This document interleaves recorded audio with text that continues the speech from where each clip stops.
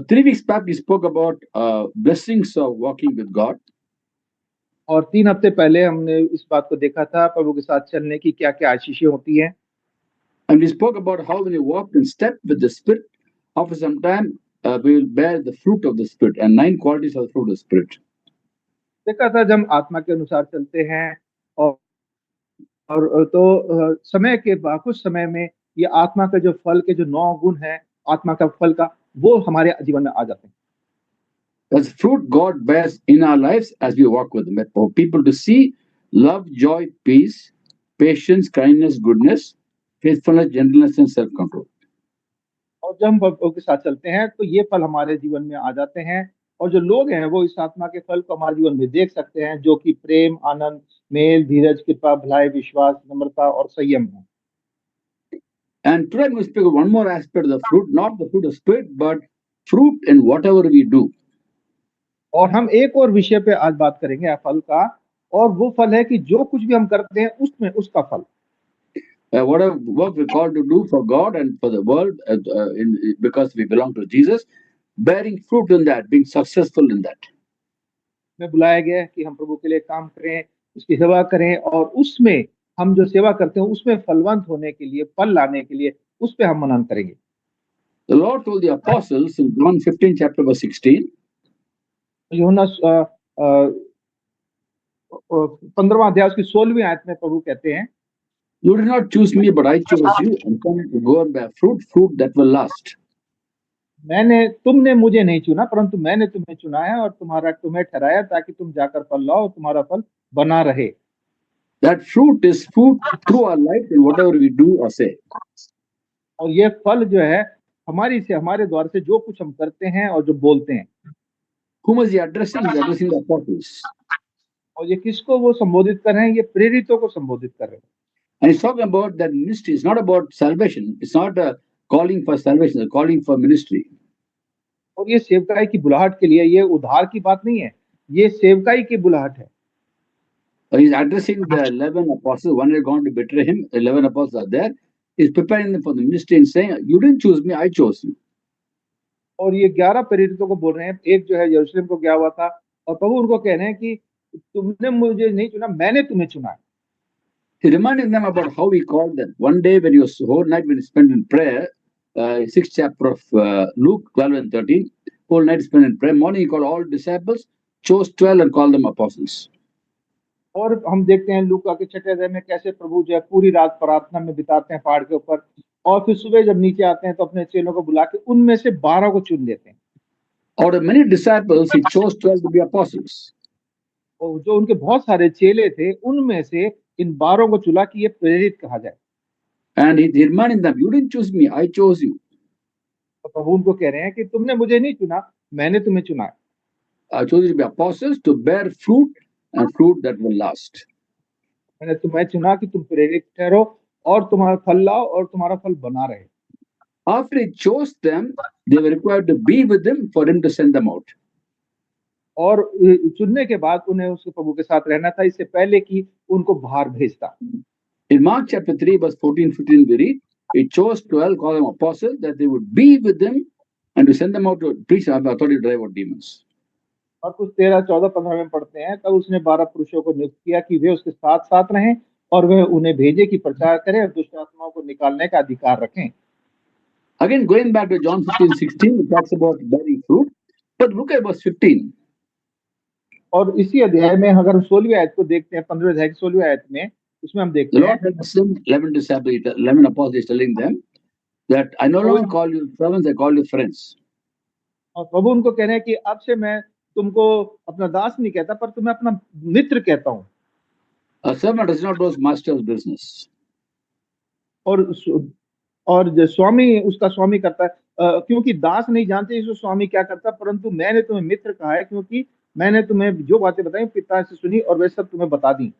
Everything I learned from the Father I have made known to you. और जो बातें मुझे पिता से सुनी मैंने वो तुम्हें बता। A servant doesn't know his master's business, whereas in this case, Lord says, whatever the Father taught me, I have shared with you.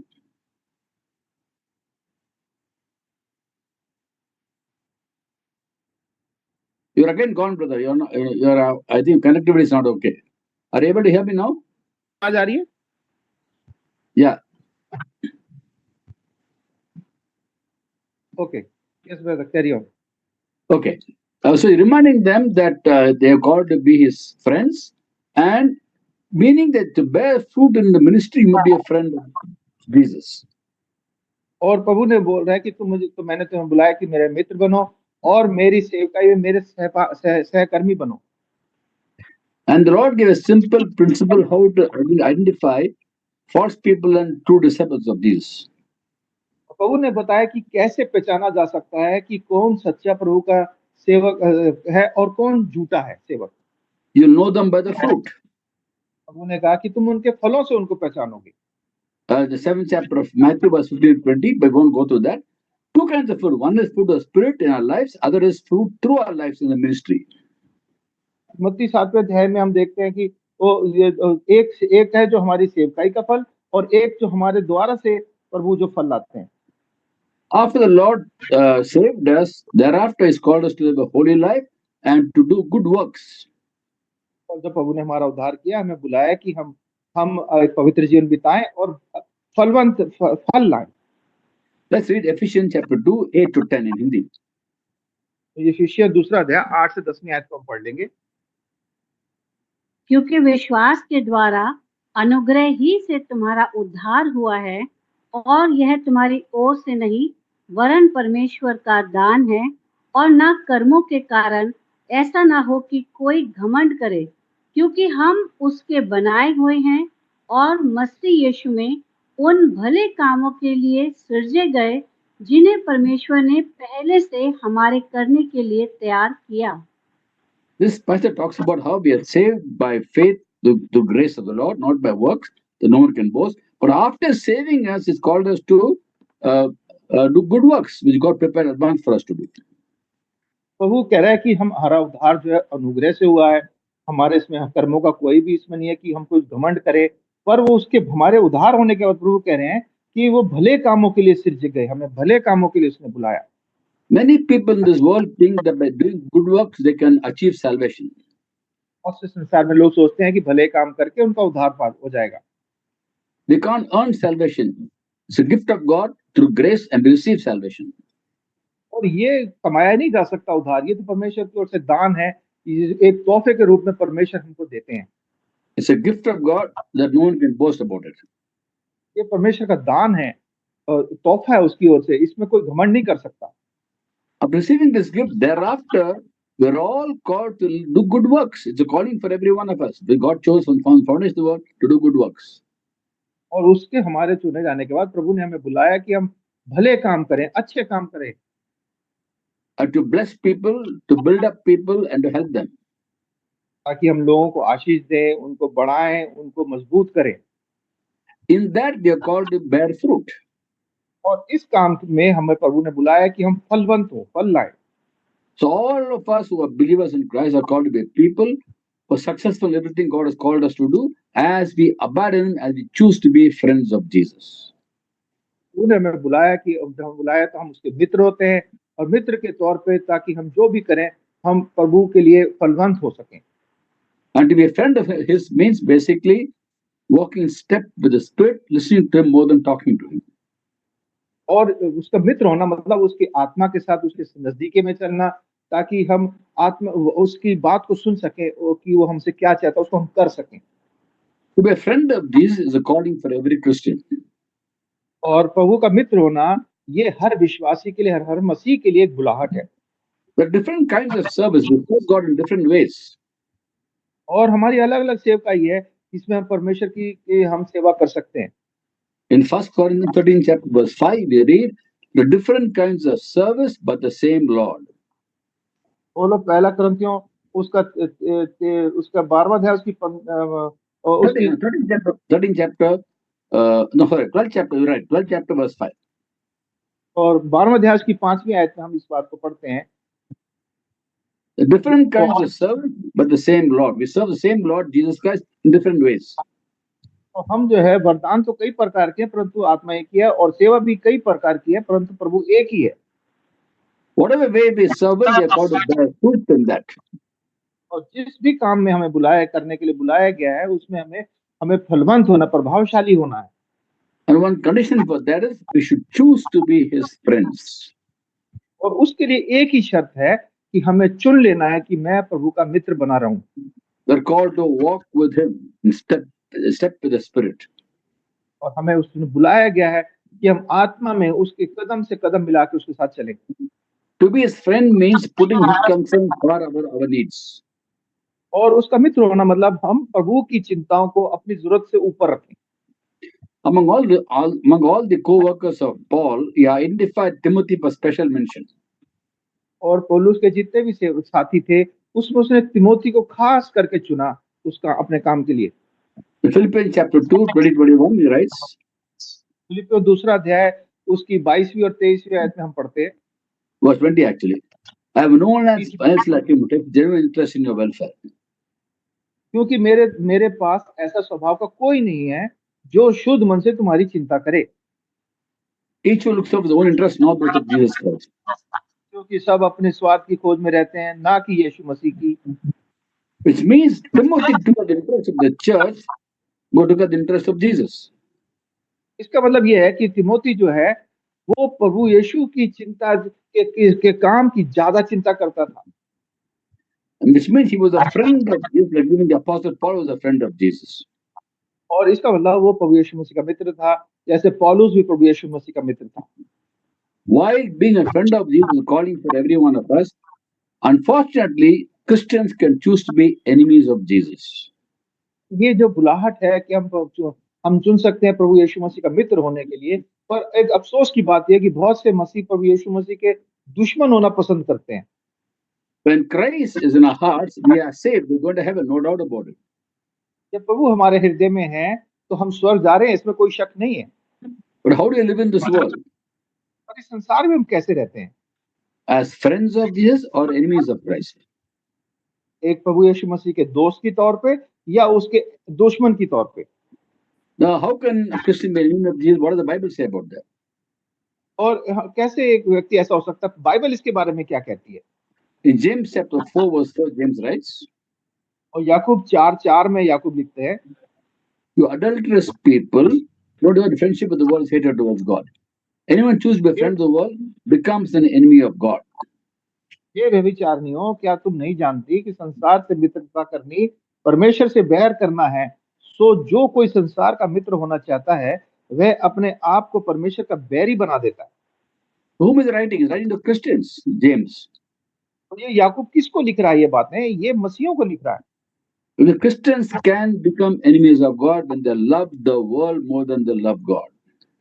और एक मसीह प्रभु का वैरी बन जाता है जब वो संसार को परमेश्वर से ज्यादा प्रेम करने लगता है। On the other hand, we have a close walk with God, a way by which we can bear fruit in everything that we do.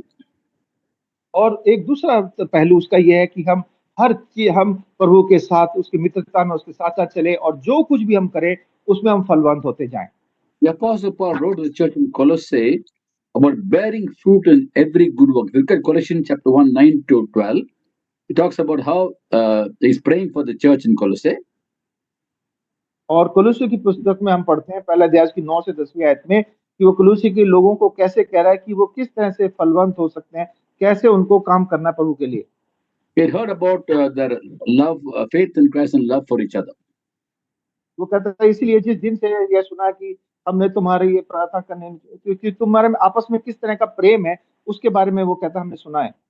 So since they not heard about you, they will not stop praying for you, asking God to fill you with knowledge of His will through spiritual wisdom and understanding. That's verse 9.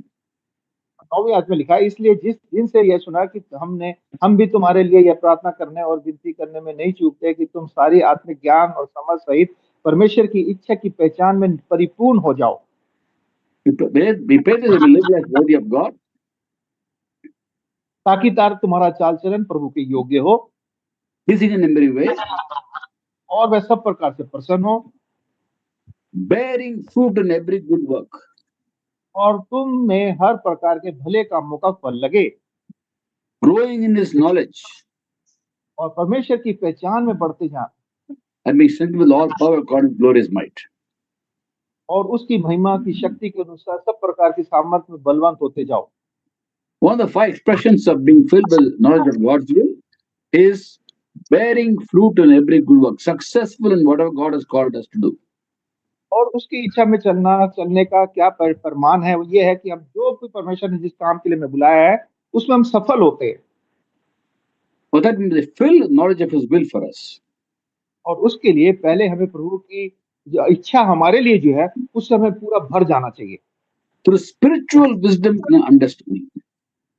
और आत्मिक समझ से, आत्मिक बुद्धि से इस बात को हमें समझना है। What is spiritual wisdom? Wisdom given by the Holy Spirit.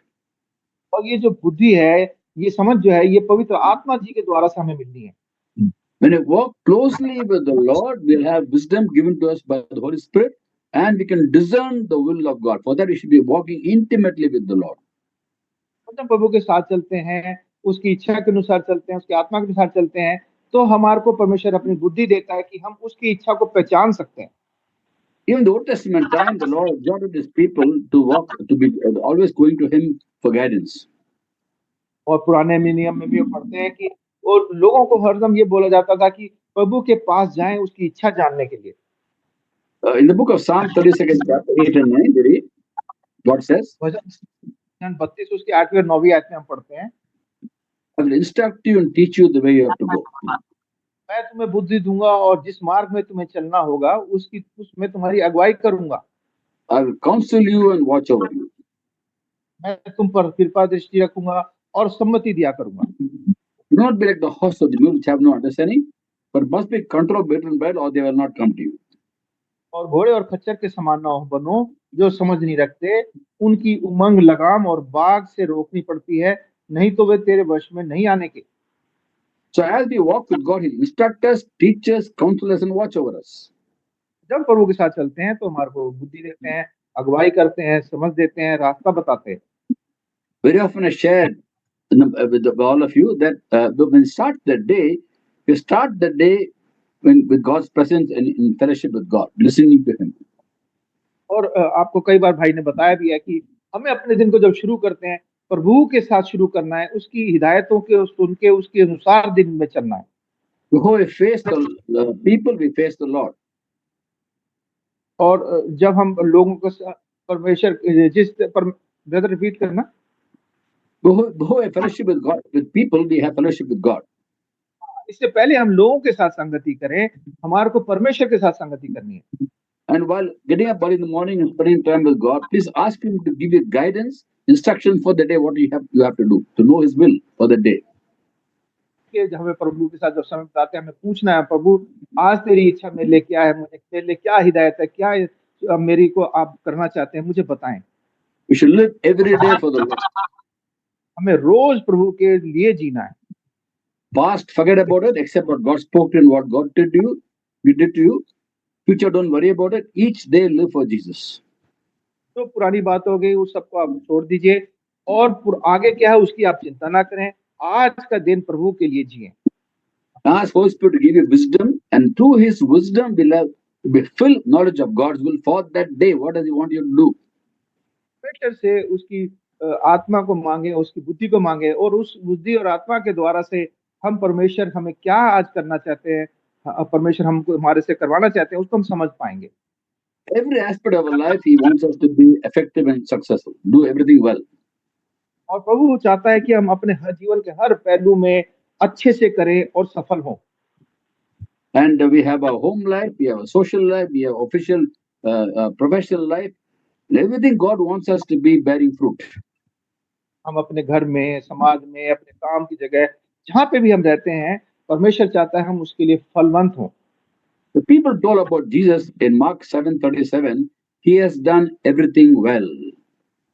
और लोगों ने प्रभु यीशु मसीह के बारे में मरकुस 7:37 में कहा कि उसने जो कुछ किया उसने अच्छा किया, सब कुछ अच्छा किया। Could you read that? Mark 7:37. और वे बहुत ही आश्चर्य में होकर कहने लगे, उसने जो कुछ किया सब अच्छा किया है।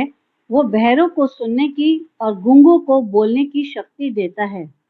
जो कुछ किया है अच्छे किया है. In same way as we follow Jesus, whatever we do, God wants us to be fruitful in that. और इसी तरह से परमेश्वर भी हमसे चाहते हैं कि जो भी हम करें अपने जीवन में उसमें हम फलवंत हों। Now, in every aspect of life, we should ask God to help us with wisdom and strength to do it. और जो भी हम अपने जीवन में काम करते हैं, हमें परमेश्वर से मांगना है बुद्धि और समझ और शक्ति उस काम को करने के लिए। The church, friends, family, people around us, all God gives to us for us to be a blessing to them. और परमेश्वर ने जो भी लोग हमारे आसपास दिए हैं, अपनी कलीसिया में, अपने समाज में, घर में, वो हमारे को दिए हैं कि हम उनके लिए आशीष का कारण बने। Now, when I used to do ministry and work and also family life those days, people used to ask me, brother, what is, number God is number one for you? What is 2, 3, and 4? तो भाई जब पहले सेवकाई में थे, नौकरी करते थे तो और सेवा भी करते थे, तब लोग भाई से पूछते थे, भाई प्रभु आपके लिए पहला नंबर का स्थान रखते हैं, पर दूसरे, तीसरे, चौथे स्थान में कौन है?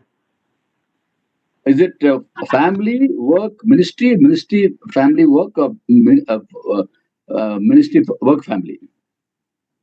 और भाई ने बोला कि ये 3 चीजें हैं, उनमें से आप कौन-सा सेवकाई है, परिवार है और ministry, family and And work, और professional और life. काम और जो काम जीवन में जो नौकरी है, इन तीनों में से So I used to tell them, number 1 is God, पहला तो है वो प्रभु है। number 2 is God, number 3 is God, number 4 is God. भाई ने उनको बोला कि पहला परमेश्वर है, दूसरा भी परमेश्वर है, तीसरा भी परमेश्वर है और चौथा भी परमेश्वर है। Meaning, God of my life, God of my family, God of my work, and God of my ministry. तो इसका मतलब ये है कि प्रभु मेरी सेवकाई का प्रभु, मेरे काम का प्रभु, मेरे मेरे समाज का, मेरे काम जहाँ पे मैं नौकरी करता हूँ उसका प्रभु और मेरे परिवार का प्रभु, सब एक है। They're all tools in God's hands for us to be glorifying God and building up people.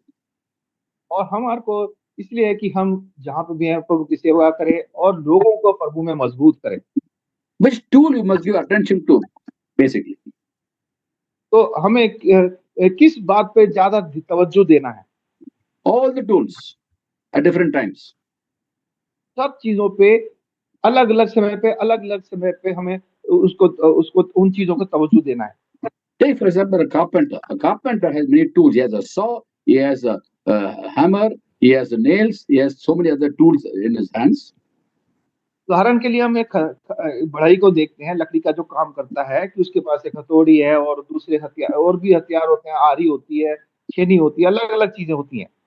They have to be in good working condition for him to be effective.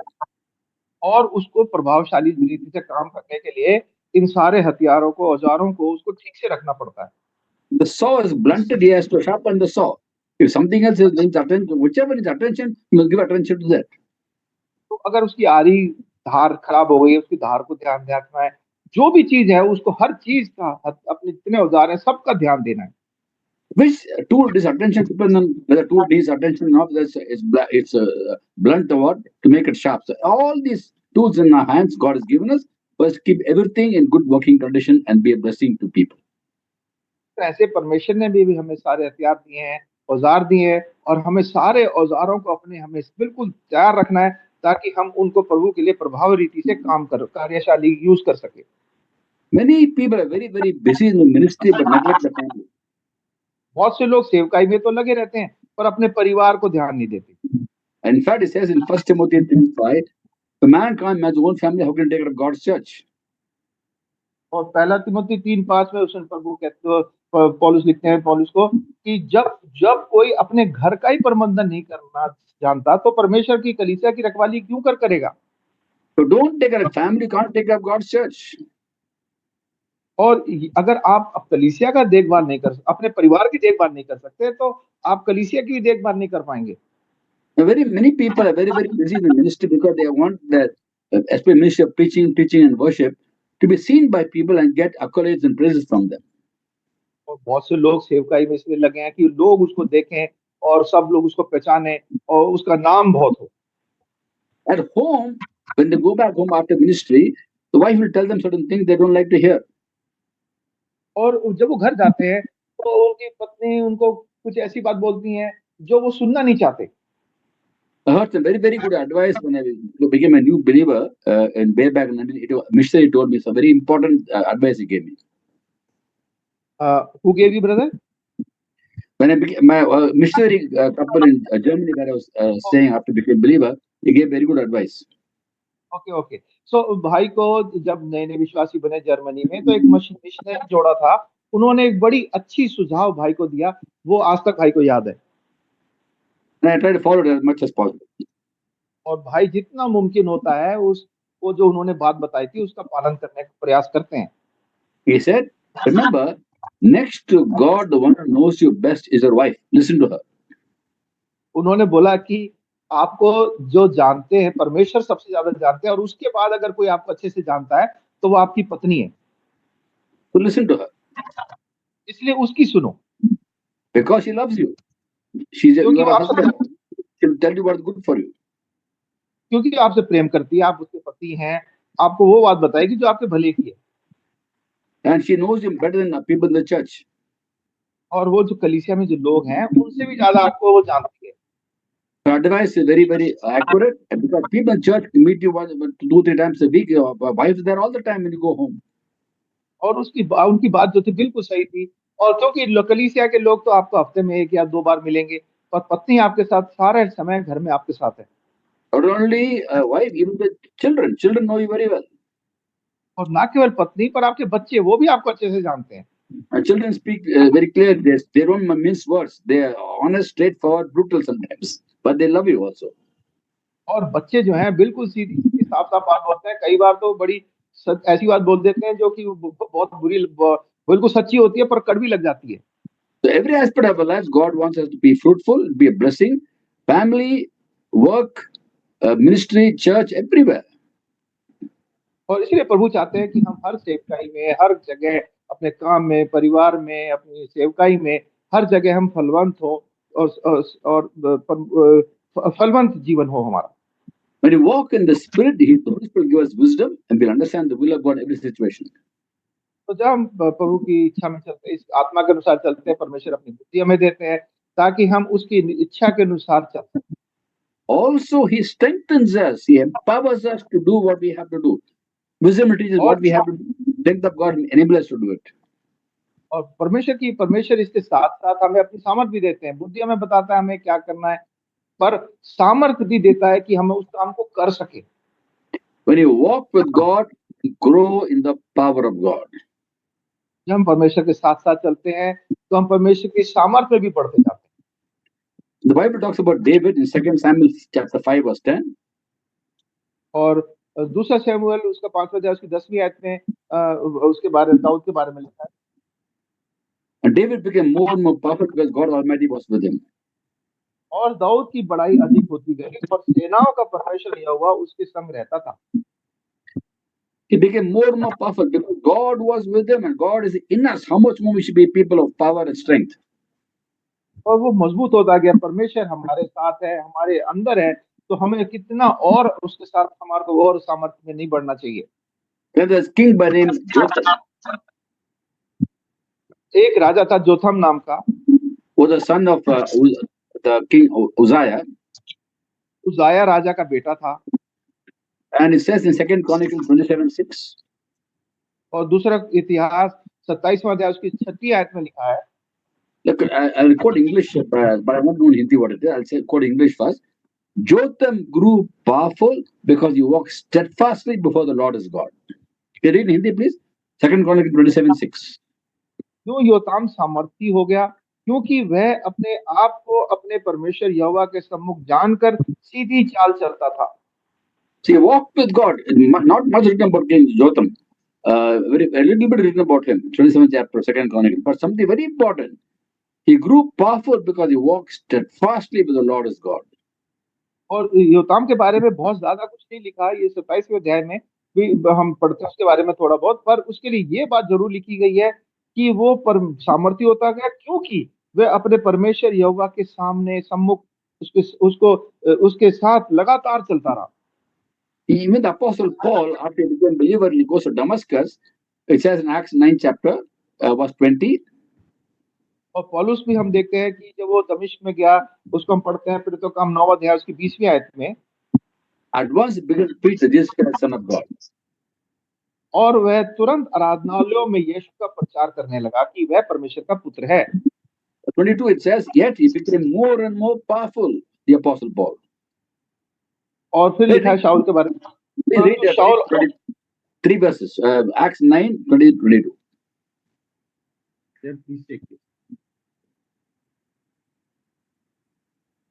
और वो तुरंत आराधनालयों में यीशु का प्रचार करने लगा कि वो परमेश्वर का पुत्र है, और सब सुनने वाले चकित होकर कहने लगे, क्या यह वही व्यक्ति नहीं है जो यरूशलेम में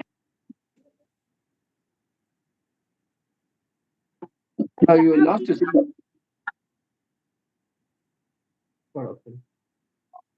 और यहाँ भी इसीलिए आया था कि उन्हें बांध No, please read again, 20, 22. The voice is getting cut off.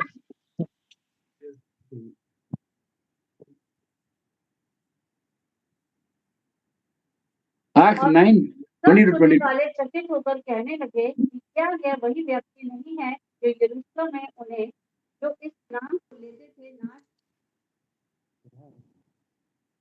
जो No, no, यरूशलेम में you can't hear. Now I am audible, brother. Yeah, now it's okay. Now it's okay. Please read.